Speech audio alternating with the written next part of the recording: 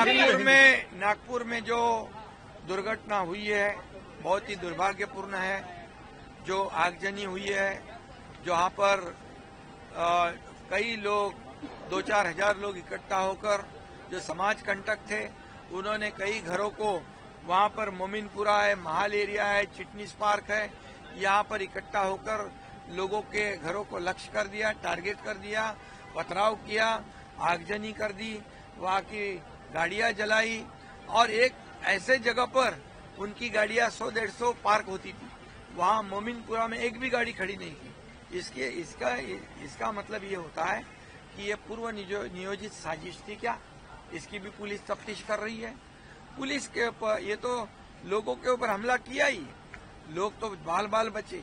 Police आ गई, fire brigade आ गई, उनकी गाड़ियों को भी लक्ष्य कर दिया, उनको भी टारगेट किया।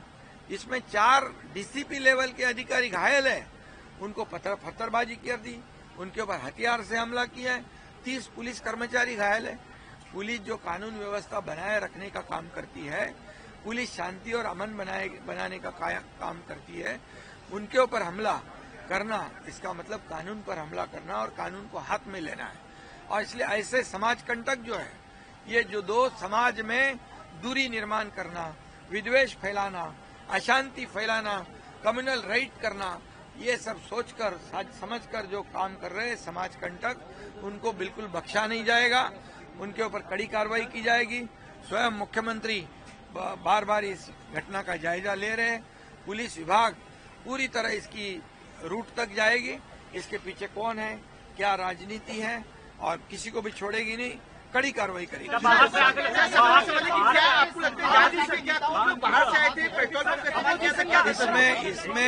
इसमें कई लोग बाहर से आए थे, ऐसा पुलिस का कहना है, वहाँ के लोगों का कहना है। और वो पत्थर तो फेंके ही, हथियार भी चलाए, लेकिन पेट्रोल बम भी फेंके। पेट्रोल बम बनाना ये तो पूरी तरह ऐसे तुरंत होता नहीं, तो ये पूरी साजिश है। और ये साजिश नाकाम करने के लिए पुलिस जाती है, पुलिस पर हमला होता है। ये तो बहुत ही दुर्भाग्यपूर्ण घटना है और इसलिए बिल्कुल उनको बख्शा नहीं जाएगा। जो भी इसमें है उसको कड़ी से कड़ी कार्रवाई की जाएगी।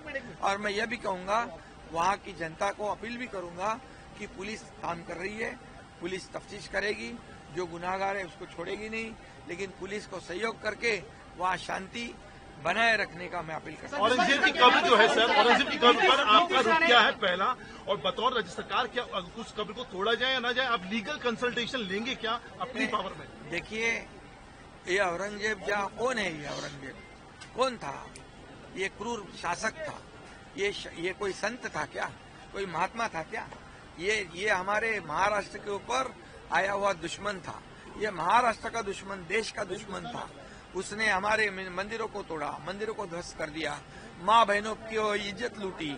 यहाँ पर हमारे छत्रपति धर्मवीर संभाजी महाराज को धर्म छोड़ने के लिए अनन्वित उनका अत्याचार किया। 40 दिन उनकी खाल उधेड़ दी, गरम पानी डाला, गरम तेल डाला, नमक छिड़क दिया, आंखों में गरम सलिया घुसा दी, उनकी जबान नोच दी, उनकी नाखून नोच दिए।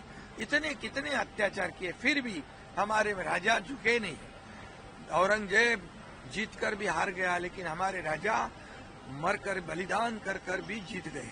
और ऐसे औरंगजेब ये देशद्रोही है और इसलिए उसका समर्थन करना मतलब उसको बढ़ावा देना, इसका मतलब भी देशद्रोही है, देशद्रोही होगा।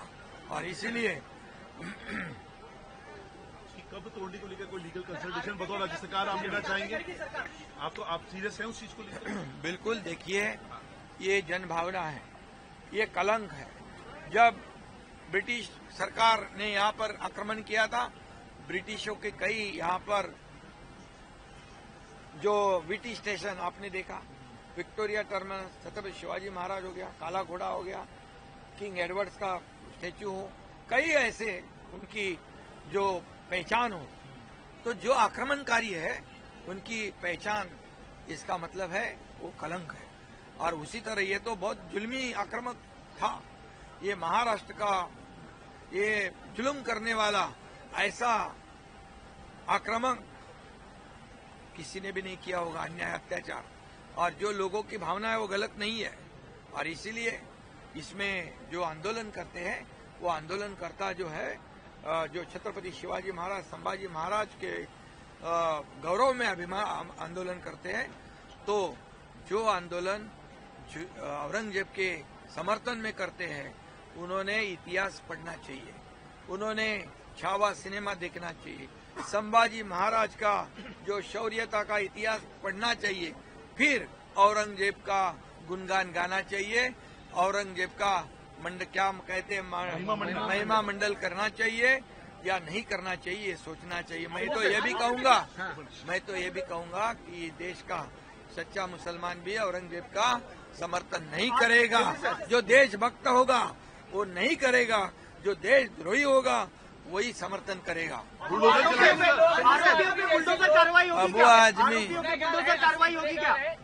अबू आजमी के ऊपर गुनाह दाखिल हो गया है। अबू आजमी कोई राजनीति करने चले गए वोटों की लालच में, लेकिन उनको वो यहाँ महाराष्ट्र की जनता माफ नहीं करेगी और इसलिए उन्होंने जनता इस महाराष्ट्र में कानून व्यवस्था बिगाड़ने का काम नहीं करना चाहिए। ऐसी कोई भी वक्तव्य कर ऐसी मेरी उनको सलाह है, उनको अभी निलंबित किया है, आगे फिर से ऐसी नौबत न आए ऐसा काम करेगा।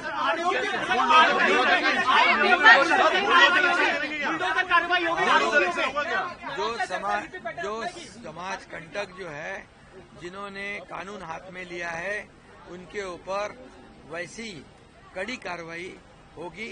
पुलिस और कानून व्यवस्था उनको छोड़ेगी नहीं।